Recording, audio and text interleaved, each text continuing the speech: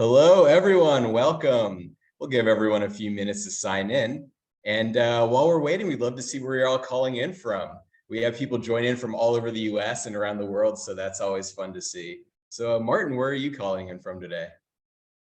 I am calling in from Toronto, where it is a little bit smokier outside than we're used to because of the wildfires. So, Oh, wow. not the greatest. Hopefully, one, they'll get those wildfires in northern Quebec under control, but two, hopefully all our lungs will, at least last the webinar. Right, exactly. I'm calling in from Tel Aviv, Israel, hoping that everyone in the North America, especially on the East Coast of North America, is staying safe and is breathing easy from all of the different fires.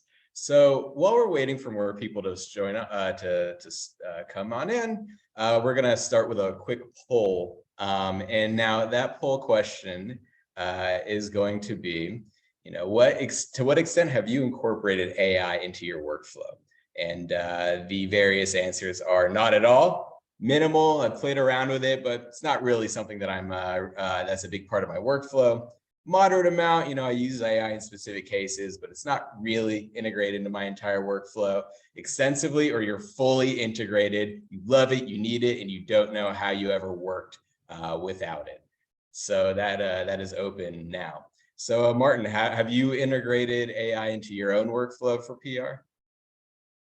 Yes and no. It's really interesting. I am certainly, like, I'm playing with all the tools, of course.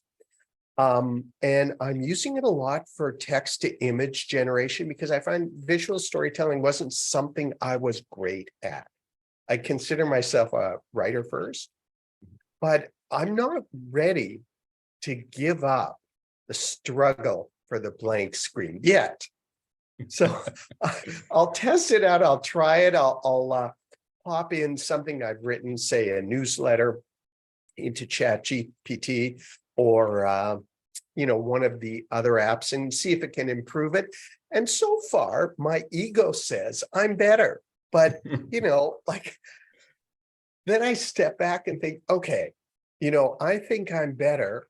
And yet I'm competing against this prediction writing program that's been trained on the entirety of the internet.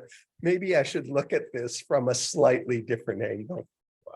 So you mentioned really quickly about visual storytelling. Can you kind of talk about that? What does that mean exactly? Okay, so I've a PR person or a communicator's approach to presentations or slides has often been bullet point, bullet point, bullet point, bullet point, bullet point, bullet point. Oh, not enough space. Got to shrink the font. Bullet point, bullet, so much text that you can't see. And maybe a little postage stamp of an image. And part of that is because we're not necessarily trained, although I think that newer generation of communicators are trained in video and photography and photo editing skills. And that's a really important thing. But, I try to find photos. I try to take my own photos, but it takes forever. And if you're using stock sites, you get to the point where you go, oh, I recognize that image. That's from Unsplash, on other posts. So I find when I now use DALL-E 2 or Midjourney, give it a prompt to create an image, I'm able to get more of what I'm thinking of more quickly and at a slightly higher quality and less generic than either what I come up with or what I get from a stock site. So I'm playing around with those, and it adds a different look to my presentations, my lectures, any of my slides, things like that. Oh, wow, that's really interesting. I Yeah. could also talk to you a whole bunch about that, but today, so first I'm going to end the poll. Today, of course, we are talking about ethics and AI and PR. But just really quickly, I'm going to end the poll to see what people are, how they responded. And it looks like 38% are still just moderately using AI. They're using it in specific cases, not fully integrating it into their workflows quite yet. But I think that this is because the generative AI really is so new, and people are still trying to figure out how Yeah. best to do it. No, I think that's a great point. And honestly, there was a survey that came out from KPMG last week or the week before. They surveyed CEOs about generative AI, and well, they're all thinking of doing them. About 60 or so percent said that they're not going to be implementing major generative AI solutions across their enterprise for another year or two. So that means the window for all of us as strategic communicators is open, but we've got to learn about it fast and figure out what the issues are, what the opportunities are, what the threats, what the challenges, how we can use it in hopefully an ethical and a strategic way. Exactly. And that's one of the reasons we're here today. So just to, just to go back, again, thank you everyone for joining us. This is the Propel webinar from Black Mirror to Best Practice, PR's Role in Ethical AI. If you're just joining us, my name is Eitan Goldstein, and I'm the Communications Manager for Propel PRM. I use the platform every day to garner earned media coverage for the company. Before this, I worked at GKPR, one of the premier tech PR firms in Israel, where I represented companies from seed stage to Fortune 100. Prior to this, I was a senior editor at Ynet News, the English language edition of Israel's largest newspaper. And again, thank you so much, Martin Waxon, for joining us today. Our guest is a digital, social media, and communications expert with roots in PR and the creative arts. He conducts AI research, leads custom-tailored social media and communications workshops, and training for organizations. And on top of this, he teaches social media best practices. He's also the co-host of the Inside the PR podcast, a podcast that I listen to quite regularly and recommend to everyone else here. Is a past chair of the PRSA Counselors Academy and a past president of CPRS Toronto.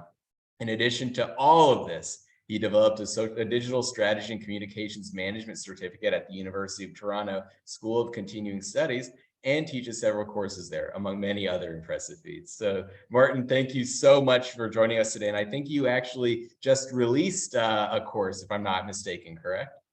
I did on LinkedIn Learning, and it's actually a course that is quite related to what we're talking to. It's called Generative AI for Digital Marketers, and it actually applies to digital communications people as well. What I try to do is look at the landscape and some of the key concepts and try to explain them in a way that marketers and communicators can understand. Thank you for sharing the course, Sam. And then step back and look at a few of the ways we can apply AI tools and some of the principles around them in an strategic and an ethical way. Short course, about 30 minutes, so it won't take long to go through it. But if you want to check it out, please do, and let me know if you have any questions about it. Amazing. And we put that in the chat for anyone who's interested. So, let's start jumping into it. Just a little bit about today's agenda, just to reintroduce the topic. We're going to be talking about building trust through transparency. Next, we're going to be talking about addressing biases and discrimination in AI, then going on to anticipating ethical dilemmas, and then finally engaging in public dialogue, and of course, a short Q&A at the end. Now, just a little bit about Propel really quickly. Propel is the first PR tool built by PR people for PR people. Our CEO, Zach Cutler, founded it in 2019 after running his own agency for about 9 years. In his agency years, Zach was always on the lookout for better technology to manage all of his agency's needs. Finding none that suited his needs, he decided to build the first CRM specifically for PR on the market. So he sold his agency and built Propel. Now we're on a mission to democratize and make PR technology available for the masses. We've launched many first-of-a-kind features for PR workflows, insights, and analytics. We have the industry's only native Gmail and Outlook email pitch plugins. And on top of that, we have an Amiga-run, generative AI pitch and press release drafter, and an automatic media list builder, which personally for me saves me so much time and I thoroughly enjoy using. All right, so let's get down to business. So first we're going to be talking about, building trust through transparency. And let's talk about the elephant in the room, which is the widespread concern around AI and communications, especially distrust and the manipulation of information. And on top of that, how are we as PR people able to combat misinformation?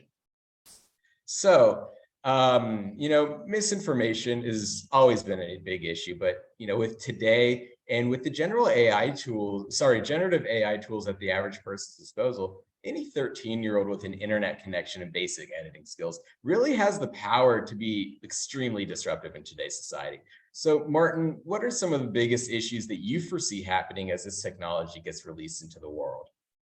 Well, it's really interesting. By coincidence, the timing for this, um, the IABC World Conference was in Toronto. It's happening right now, and I was on a generative AI panel yesterday, and a number of the panelists brought this up. They said, that there are really very major risks at one end. So this is part of the spectrum we're all on. On the other end, there are some incredible opportunities for us to move away from some of our tactical drudgery that we have to do every day, and become much more senior and strategic counselors to the C-suite. But you have to balance both, because opportunity and risk. And on the risk side, of course, is misinformation, disinformation. One, you've all read about it, being used for potentially to sway elections or political news or to harm economies. But from an organizational perspective, what happens if a group of activists start spreading disinformation about your organization? You need to develop a crisis plan around that and figure out how to engage them. On the opportunity side, really, there's a chance for us to really show our value by demonstrating to the C-suite that we can think through the potential consequences, good and the bad. So when a new AI app is being tested at our organizations or companies, we need to participate in the discussions and not just go, oh, here's a great new cool tool, or, what is also a typical PR response, I'm going to bury my head in the stand and pretend this doesn't exist. We have to really figure out and proactively test it, train ourselves on it, and think about wide-ranging consequences. What are the risks? What are some of the challenges for our own stakeholders? And how can we advise the organization on how to navigate this landscape in a way that is both effective, offers value, and is empathetic? I think empathy is a key part of it, because that's one thing that machines do not have. The output may be great, but they're not empathetic to human concerns, and that's something that is inherently a part of our job. Right. And, I think that's something that you just said about really, not only speaking with the C-suite. And first of all, I think that we've been seeing that, chief communications officers are becoming more and more common across organizations. But something that, we as communicators can do, and I'm a big believer in, is really, planning for the worst and hoping for the best. Understanding, what is what type of generative AI is being pushed out by an organization, or are you using within your own organization, and then understanding really understanding the risks involved in that, so that in the worst case scenario, you can mitigate any problems before they get out. And if they do get out, already have a plan in place with who to talk to and how to go about dealing with the problem, should, God forbid, something like that happen. Now, there's, of course, a lot of fake news and misinformation is beginning to be spread just via all of these different types of generative AI features.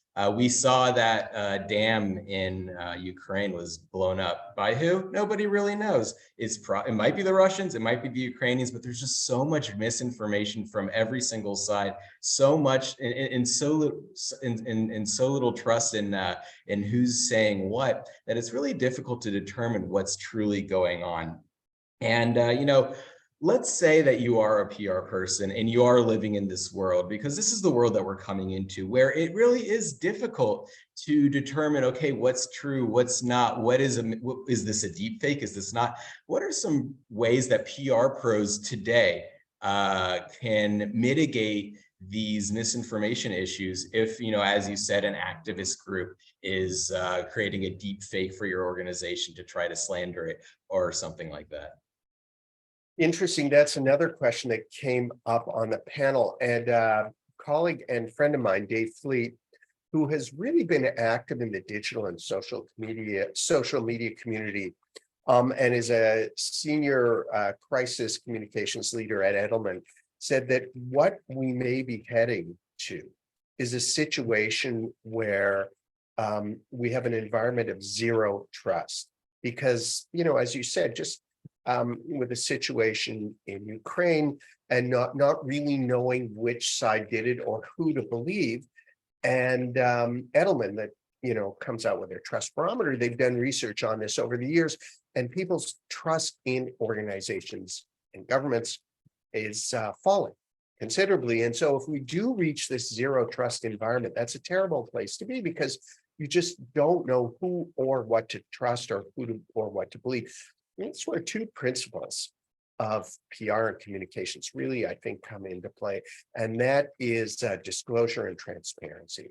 So if you are using generative AI in your outputs, how are you disclosing that? Are you saying this image was created by AI, or with the help of the AI, or was enhanced by AI? All of that is okay.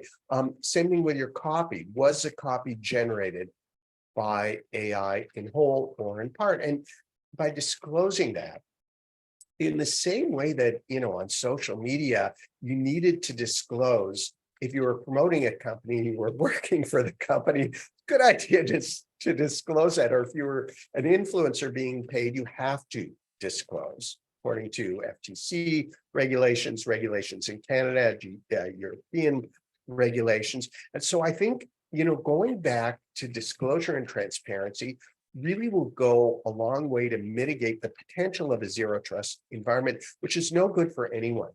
So as we go forward as communications professionals, we're using more generative AI. How do we let our audience know, okay, this amazing, cool image, was created by AI, or part of it was. And it can't be in the teeny small print that nobody reads. So the terms and services that are on every single digital site, and you go on for, 50 pages or something. All due respect to lawyers, managing risk. We need to come to that middle ground so that our audiences, our stakeholders, our customers will know that they can trust what we put out there. And in a crisis situation, having that base level of trust helps you when you are in trouble, because people at least will give you the benefit of the doubt. They may not believe you 100%, but they'll start to say, okay, we'll listen to your story. It sounds like you're saying two things here, Martin. I think, the first thing you're saying is you might as well be, open and transparent from the get-go. The more open and transparent you are historically, the more people are going to believe you when you put out a statement, when you put out a press release, and that's very important. But I think something else that you're saying, and this is something that I think isn't happening enough in PR, and I'd like to see more of, is, we as PR and comms professionals really need to start interacting more with the other segments of an organization, be it with their legal team, be it with their tech team, be it with, the finance team, to really get a good grasp of what's going on. Everyone has in an organization has their own targets that they need to hit. They have their own, everyone wants, of course, the organization to succeed, but what is success for them? And by being able to align the PR, the communication side success with the legal side success, with the finance side, sales side success, and truly making an organization run as one thing, I think that, we as PR people really could do a whole lot more. It's really interesting because it's very comfortable living in your own silo. The PR silo, because you go, I understand it, I know it, I know what my boundaries are, this is great. But ultimately, we are the relationship builders in any organization. So we look at relationships often externally, but internal relationships are just as important, or in some cases, maybe even more important. So if you're in communications, and this is like pre-AI days, And the first time you're interacting with your organization's legal counsel is during a crisis, that's too late Yeah. to build a relationship. I mean, you can try, but what you need to do is reach a point where you're sharing what you do with your legal counsel, asking for their advice, saying, hey, how would you approach it? What do you think the risks are if we approach it in this manner? What would you suggest? Something to build up that, level of trust. Same thing with IT or data science, because so many times AI is being implemented, just like all tech, by IT or data science. And typically, we call our IT departments when we have a problem. Oh, my email's not working, or I'm not able to download these documents, or this website's blocked, help me. Rather than talking to the people in IT, talking to data scientists, saying to them, what do you do? Like, tell me about what you do. Let me tell you what I'm doing. Let's talk about maybe some projects that we could work on together, some ways we could collaborate. Here's what I'm thinking. What would you add to that? And all of a sudden, over time, you have these relationships so that when you have a new transformative technology like artificial intelligence, which is, an overnight sensation after 60 years or 60 plus years, we've been hearing about it for a long, long time, but the hype cycle is at its peak now, or maybe not even its peak. That's when we can start talking to them about it. We don't need to become data scientists, but we need to understand them. Again, empathy comes into play, so that as new tools and apps are brought in, we can help define the process that's being used. We can help identify issues, potential internal issues. How is this going to affect culture if you're going to need 30% fewer writers? What's going to happen to those people on the team who are writers? How are you going to train the juniors who need to write things when the first draft is being created by an AI? Those are all potential issues for organizations, because you've got a great culture, but because of AI, because you're not communicating internally very well or providing training sessions, people start getting worried about their job. Suddenly your reputation starts to suffer, and that it can go external very, very quickly. Right. No, I 100% hear that. And I think that's something that's interesting about, for instance, Propel, and I'm sure with other organizations that you've worked with, Martin, is that, we do have a culture that's very inclusive. As the communications manager, when we came out with our AI driven tools, one of the first things that I did was I got beers with the head of our AI department, of our AI engineers. We actually came up with the name to help. He helped us to come up with the name together. Anytime before we push out a product, it's so nice that I know that I could turn to, my friends in IT or my friends in marketing, whatever, and make sure that anything that I'm saying not only aligns with what we want to say as a company, but aligns with what's actually going on. And we're also making sure from the legal perspective that we're also not saying anything that's proprietary, and that we're keeping everything as it should be and keeping our messaging straight.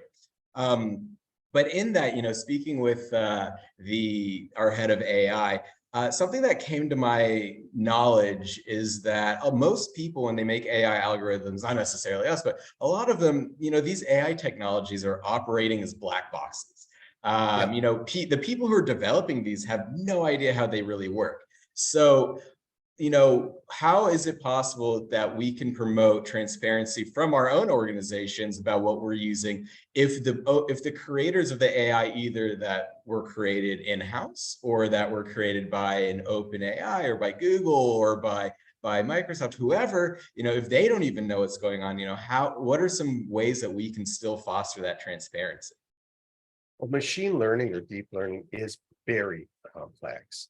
I mean, it's hard to get our heads around some of the numbers. 175 billion parameters or points of data where little decisions are being made when you input, say, a sentence or a paragraph, and it shoots, or a request, and it shoots out some content at the end. So that's hard. I think we need to start proactively educating ourselves. And again, if that window is 1 or 2 years, we're not trained on data science. We don't need to become coders, but we do need to understand what goes into it. And we need to learn their language in the same way we need to learn the language of the C-suite. We need to learn the language of business. Another thing that PR practitioners or professionals sometimes fall down on. And I think part of that is adding, AI or education around AI to PR programs. That's starting to happen. So for instance, I teach a digital strategy class once a year in the McMaster Master of Communications program I took and graduated from. Really interesting because it combines business with communications theory and strategy. And I'm integrating a lot more AI elements than I had a year ago. In fact, the first assignment is being done in real time with ChatGPT, and I'm encouraging students to use it to build a strategic communications plan, to see how they're doing it. And then, of course, analyzing, what the prompts are, what the risks are, what the challenges are, what works. And I think we need to figure out how we can educate ourselves. So webinars like this, conferences, events, what books can you take?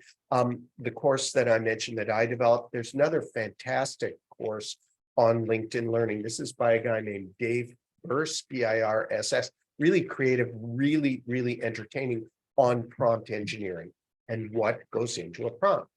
Because it's different talking to a machine than talking to a people, because we make assumptions, we understand each other, we empathize with each other, we have shortcuts, but machines don't necessarily process data the same way that humans do.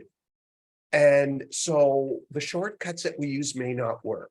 And that is a trial and error situation. You need to figure out how to prompt it.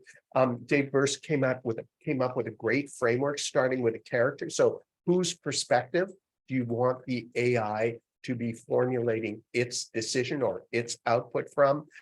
Specific instructions, step-by-step instructions, breaking it down so that the machine doesn't get overwhelmed by the request, putting delimiters on it, or the quotation marks around areas of text that you're using as examples, or anything that you want the AI not to look at. So being really, really specific. And in the same way, we are empathetic and hopefully can understand how people behave and what their issues or challenges are. We need to be empathetic with machines. Now that doesn't mean that we have to say, oh, poor machine, it's it's running hot, it's not giving us, we have to give it some more power or data. But understanding how to talk to machines and how they process data, and that's a learning curve for all of us. And we're not comfortable with math or statistics. And that's probably a first step that we all need to do. Figure out what can you do to understand the statistical principles underpinning major algorithms, because the output is statistical predictions. Simple as that. It looks like magic, but it's statistics. And so if we start to understand that, it gives us at least a better handle to approach it. And prompt engineering is really just coding with words. So we have to think logically about what our requests are, and make sure that we give the machine the types of instructions that minimize the potential for hallucination or loss. Now, you can't get rid of it altogether, but you need to make sure that it's minimized. Right. No, that's great. And, I think that we should also let the audience know that, and this was something that we talked about a little bit before the webinar, but you've actually been studying AI for the past 4 or 5 years. You've been studying how it works. And yes, when I went back to school to do my master's, so I was the oldest in the class, happy to say that.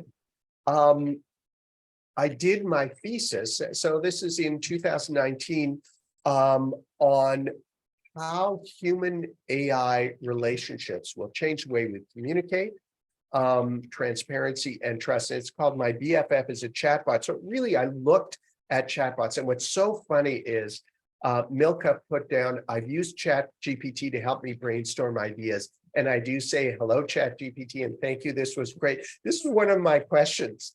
the people I interviewed, and I interviewed computer scientists, I interviewed researchers in AI, digital communications researchers, academics, journalists, practitioners, entrepreneurs. And I asked them, do you need to be polite to an AI? And the consensus was, some of them said, no, we shouldn't. You just tell it what you want. It's there to serve you. The other person said, we need to be polite because that's something that humans do. And that keeps us human and keeps us a little bit humble. So if we're not polite, we lose our humility.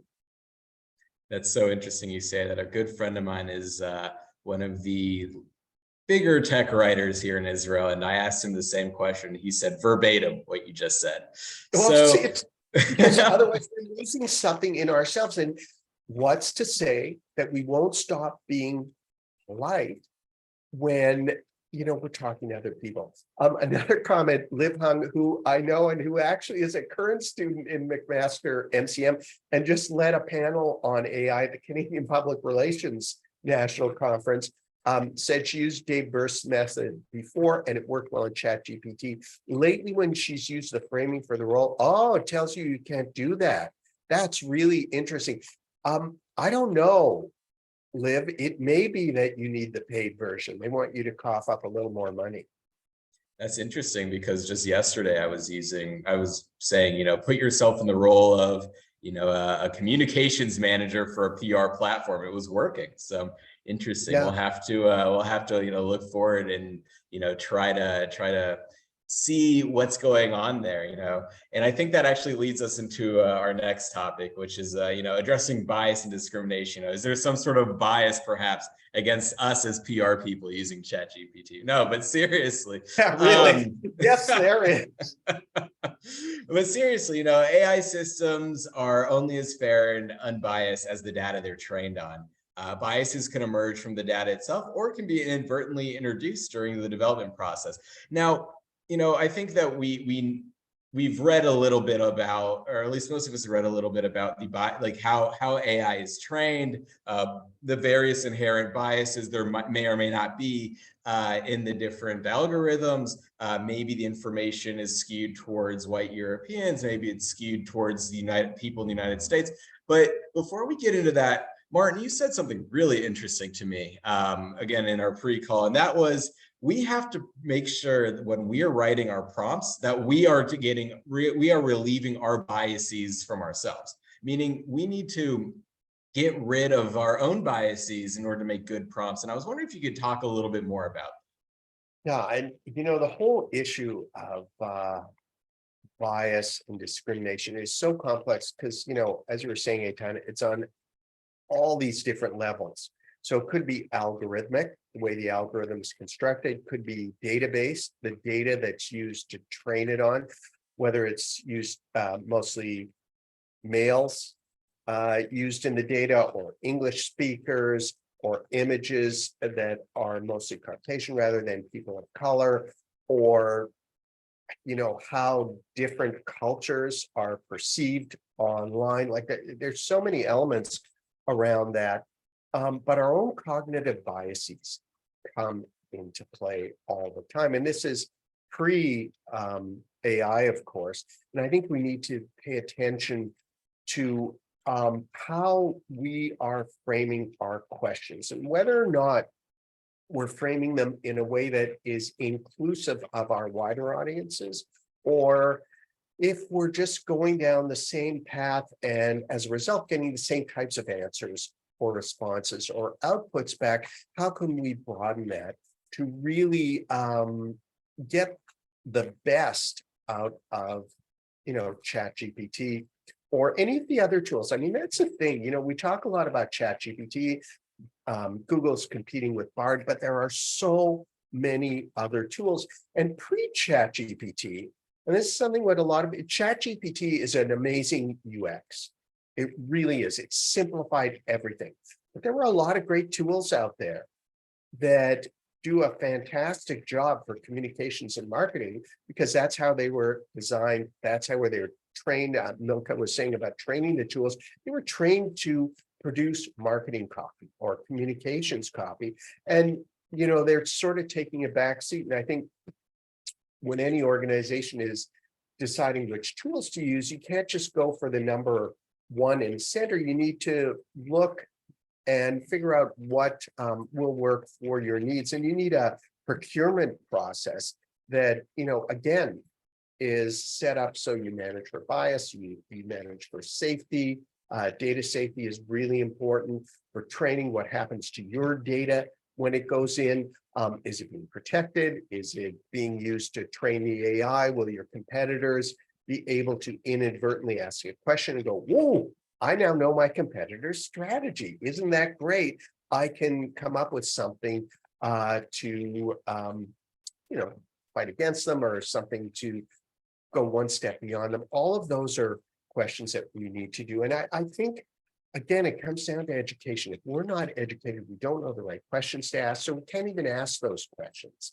But, something that communications professionals, I think, could do really well, once we at least understand the landscape and how things work, and what AI really is, and where it's potentially going, is AI audits. In the same way that we do digital and social media audits, we need to do AI audits.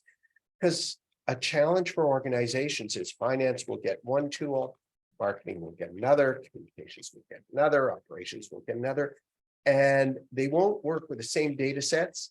And so there won't be any integration. So how can you ensure that there is integration, data safety, and a mitigation of bias and other risks across the enterprise? One, by bringing everyone together, as we talked about, breaking down those silos, and figuring out what questions to ask, and conducting this audit, and then evaluating how your organization is going to use AI in a more strategic way, rather than an ad hoc way, which we did with social media. We all know where that went. Yeah. So you said something interesting that I really liked, which is, we have to audit the AI that we're going to be using. We have to make sure that we're all on the same page, et cetera. Now, we of course would like to have an AI that's as free from bias as possible. But at what point is it reasonably, are we as PR people, are we as communications people, or even on the organizational level, at what point are we reasonably expected to be checking for these biases before we take them on? How and how would you go about doing something like that? Well, I think we need to check at multiple levels. And that's where we have to figure out, where does AI fit into your workflow? And who's responsible for it at every stage? So are you using it just to generate ideas? And if so, who takes those ideas and kind of starts to reshape them? If you're using it to edit, how do you ensure that it doesn't take out factual information that you put in and replace it with misinformation or hallucinations? Hallucinations is too nice a term. I think you need to call it what it is, which are lies, errors, things like that. So we pay attention to that. Who's fact checking? I think we all fact check. And yet, if we give an AI an input, say for a news release or a blog post or whatever we want to create, and it comes up with a hook that says, according to this study from Stanford University, researchers found X. We go, well, that sounds really good. I'm going to use that. But one, that study doesn't exist. Stanford may have done something similar, or maybe the study was conducted by someone else, or maybe the results were different. We saw that, we were talking about this before with that lawyer who used ChatGPT to prepare a brief, and the judge said, well, this is all wrong. There's so many lies in here, cases that don't exist. How do you mitigate that? Well, all the lawyer had to do is read his brief, do a little bit more research. And so that fact-checking component, I think, is one that you can really play a big part of in an organization. But it means upping our fact-checking and slowing down the speed. AI's fast, but we can only read at the speed of humans.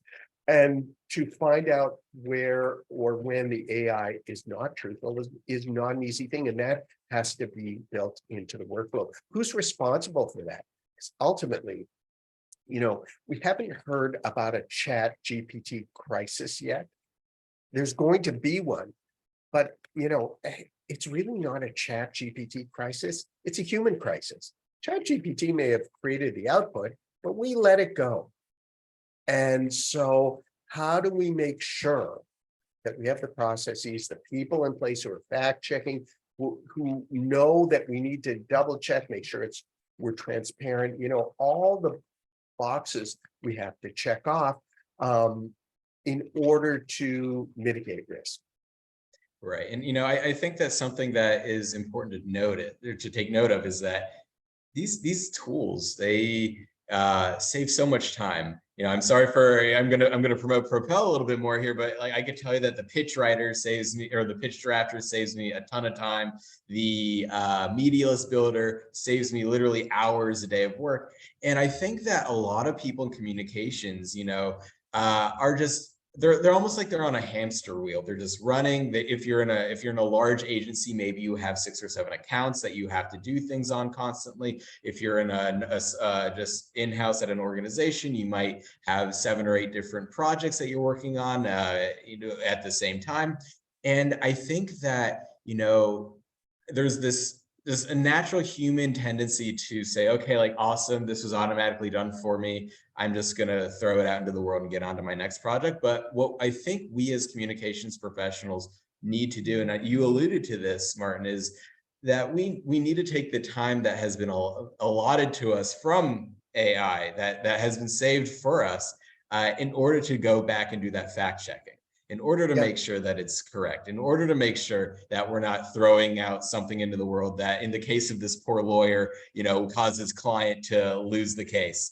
Or in the case of, there was a chatbot for that recently for what was it? It was a mental health service provider was using ChatGPT, and that failed within a week. To prevent these things from happening, we should be using them as tools, but not as replacements.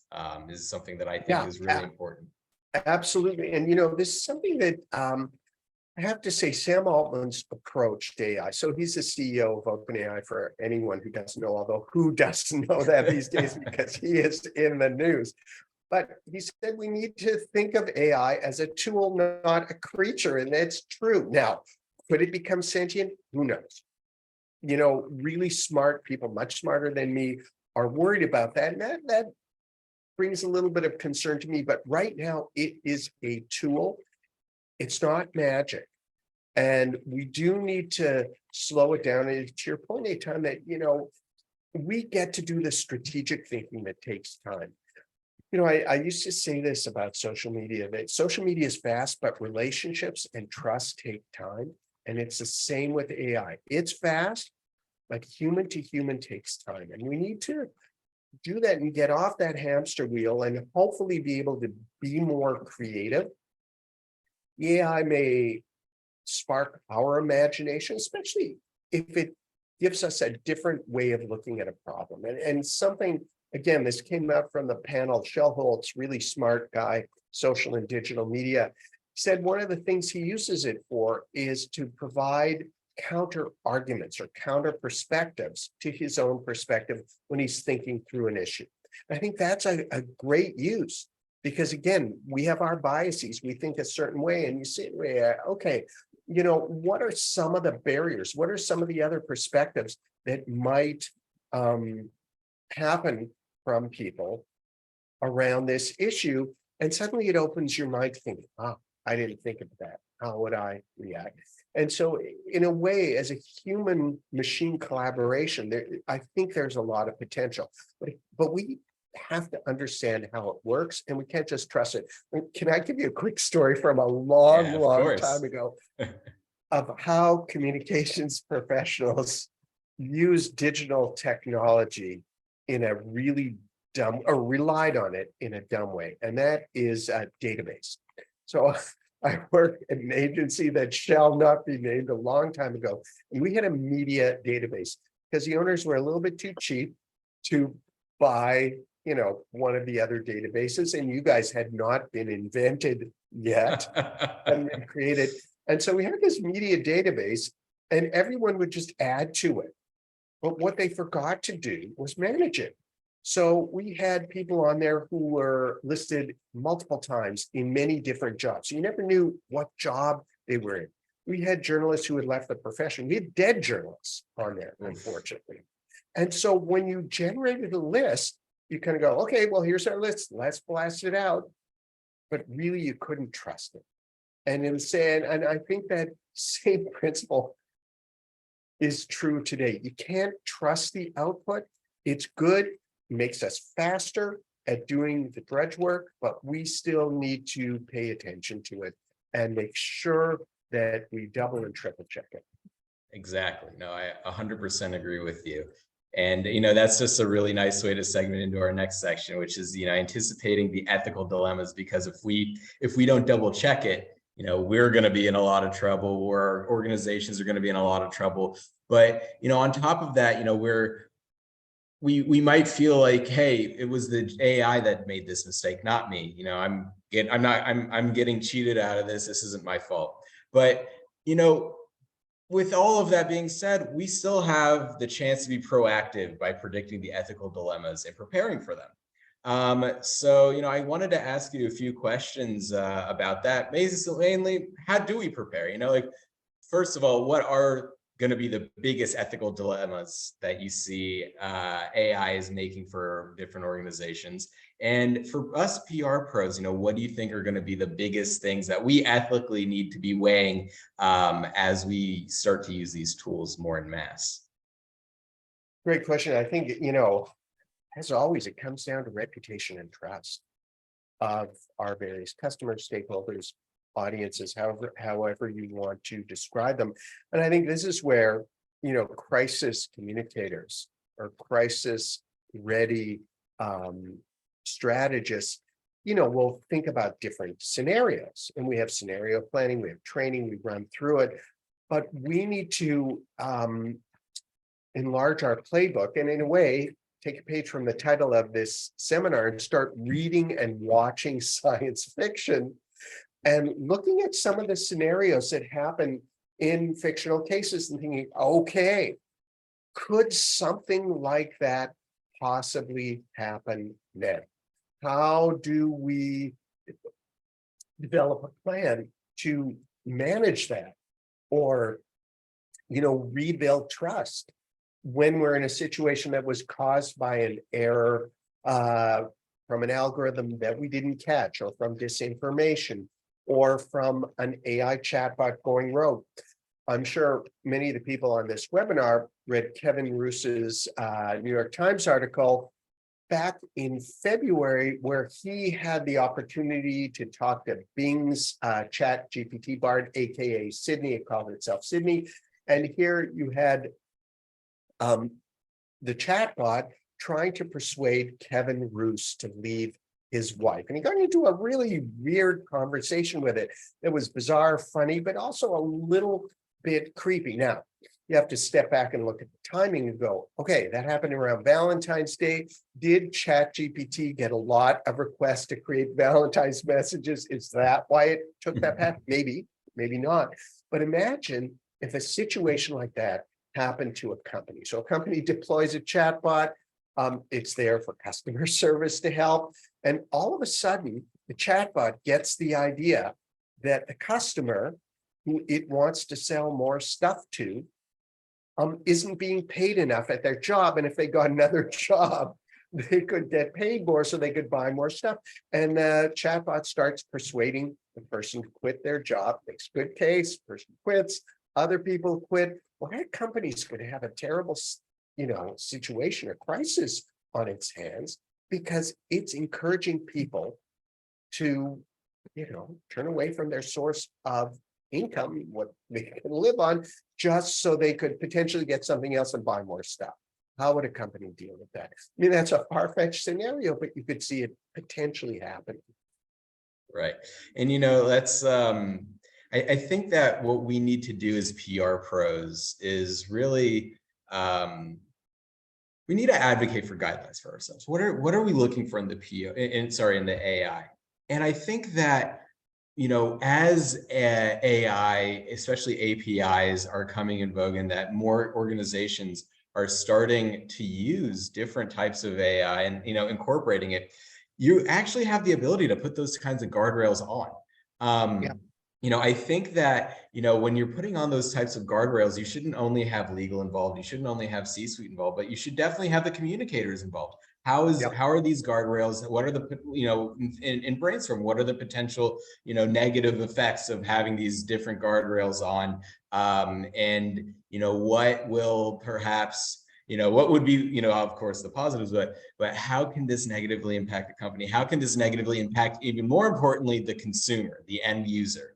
And so, I was just wondering, from your perspective, what role should PR pros have in acting as advocates for ethical guidelines and regulations, even national regulations in AI development and deployment?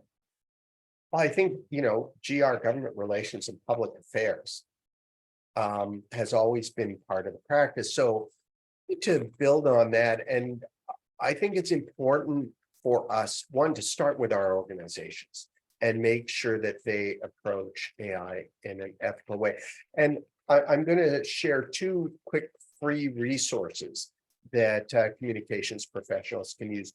The first was developed by the Chartered Institute of Public Relations, CIPR, in the United Kingdom, and the Canadian Public Relations Society in Canada, of course. And it's called A Guide to Artificial Intelligence and PR Ethics. It's really good, and it gives you a good framework to start with. Step one of the framework is understanding what AI is and does. So learning about AI, and then identifying what the potential risks or consequences are of various actions, and what ethical decision-making process you want to do to be involved. And it gives some scenarios. So that's a really good one. The second one was developed by the PR Council, which is an association of agencies in the United States, some independent, some multinational. They came out with this about a month ago, and it's their guidelines around the ethical use of generative AI, built on communications guidelines, so being transparent, being open, operating in the public interest. And I think all of those can help us start to frame the way we're approaching regulations and guidelines. Personally, I think it's important that there are guidelines. And I know a lot of the big CEOs of major tech companies are advocating for that. There's criticism around that. They're saying, they're being self-serving because if there are guidelines or licenses, they'll be able to have a competitive advantage. Sure, that's part of it. So that needs to be considered also. You don't want to stop innovation or keep innovation in the hands of few companies. But I think, Sam Altman, again, I'm going to quote him, his approach for a framework, a global framework, getting everyone together. So not only governments, but companies, ethicists, behavioral scientists, lawyers, communicators, marketers, educators, all together to figure out, okay, how can we develop a scenario where we have beneficial artificial intelligence that's good for people, that helps us, not going to be perfect, of course, there are always going to be issues, but so that there's some safety built in, so that if and when we do hit super intelligence, when machine intelligence eclipses the intelligence of all of humanity, we're not destroyed by this machine because we've given it the wrong prompt or the wrong goals, and it misinterprets us. And you say, create a cure for cancer in humans, and it goes, the cure is to kill all humans. So it poisons the water supply. That's a potential scenario. Yeah. I know it's out of science fiction, but how do we make sure that that safety is built in? Stuart Russell, who is a professor of artificial intelligence in Silicon Valley, and has worked on it and has written a number of books on it, talks about building humility into the AI algorithms. And I think that's really interesting, because it's saying the AI is never quite certain whether it's right. It always has to ask questions. So take from our humility, hopefully we still have some, and build that into the AI. So it's more of a give and take, more of a two-way communication situation, similar to best practices in communication. So I think that's a big role for us. But again, if we don't understand what it does and how it works, we're just going to be relegated to the sidelines and hear, okay, send out another press release on this great new AI app or tool that our company is using. You don't have to know how it works, just send it out there. And suddenly we're just contributing to the hype and not to the value. Right. And, I think that's, that's actually feeding really well into our next topic, which is engaging in public dialogue. How are we as, not only as PR pros, but as people who are using these tools and just the public in general, how are we all talking about AI, where there's a lot of doom and gloom. Of course, there's a lot of positives that could potentially happen, but the ability for everything to just go off the rails is very, very, very real. And and if we're not careful, it truly can happen. And so, first of all, I wanted to, talk a little bit about some of the crisis communication strategies that we should probably start implementing or even start thinking about regarding, when and if and when really this technology starts to go off the rails, when major issues arise due to this technology, and how to really mitigate the after effects of an incident such as that. Well, again, it goes back to more traditional crisis communications. And, how can you solve a problem in an empathetic way? When you apologize, who apologizes? I mean, the thing is, who in the organization apologizes for an AI? Who is responsible ultimately for that output? Those are all key questions that I think every organization needs to have, and all of us using any of the AI tools need to have. I think the other thing is approaching AI and the tools and how we're safeguarding data and what the outputs might be, some of the issues from both an excited and a skeptical perspective. So rather than just going, oh, it's amazing cool new tool, I'm going to jump right in, I'm going to use it. Or the flip side is going, this is bad, I don't want to get it away from me. We can't adopt those. We have to go in with some knowledge, but also ask difficult questions, especially around potential consequences. How will this affect people? What could go wrong if we deploy this chatbot as the intermediary between, an organization and the people they're trying to reach? Read Marshall McLuhan. I mean, he thought about this stuff 50, 60 years ago or more. And his ideas still really resonate because we tend to anthropomorphize AI. But going back to, what I said and what Sam Altman said, it's not a creature. So we start calling it by these cute little names and treating it like a person. We can't do that. We need to step back, make sure that we always know who it is and that people are most important. Exactly. So we're about out of time here, but we wanted to give you guys some PR tips from the road. So Martin, if you could share some of, your final thoughts on, how we can use AI more ethically and how to think about AI going into the future. Love to hear them. Oh, yeah, no, absolutely. Happy to do that. And the first thing, something I've said probably 10 times here, and that's we've got to step back and learn what it is. And that narrow AI is based on statistical predictions. And then, approaching it from a framework that we can understand it. We have to build those relationships, as I said, not only with the computer scientists and IT people, but also with everyone at the organization, legal counsel, and figure out, how we can adopt a scientist type of mindset and a test and learn approach to the tools. Something we didn't really do with social media and probably should have. We either jumped in or ignored it completely. And we need to figure out how we can test it in a strategic way, figure out how they're going to change the workflow Is this going to be good? Is it going to be bad? What training programs do we need to offer our employees? How it's going to change culture?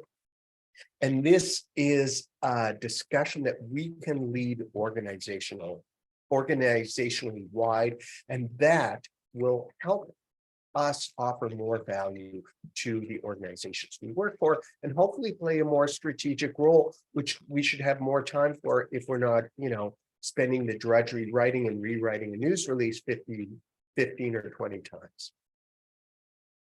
Wow, definitely 100%. I think that those are all, really great rules for the road, as tips for how to, move forward with this exciting new technology. And again, like this is, besides everything that was fascinating that we were talking about, I think that one of the things that, whether or not you use AI, but just something that we as PR pros and communications professionals should do, just get to know everyone else in the organization you're representing or that you're in. And if your point person still doesn't want to allow that, just push them. Talk to them. Talk to the head of IT for the organization you represent, or the C-suite or the CFO. And yeah, they're gonna have things to say. You might not understand what they're saying, but that's your point to ask questions. And when you start asking questions, you're able to get the most interesting takes and the most interesting stories out of them. Well, folks, this is all the time we have for today. Martin, thank you so much for joining us. This was a really fun and really enlightening webinar. We hope that everyone is staying safe out there, and we hope that everyone enjoyed it. Depending on where you are in the world, either good morning, good afternoon, or have a great evening. And we hope to see you all again soon. Once again, thank you so much. Thanks very much, and good seeing everyone. Bye. Bye.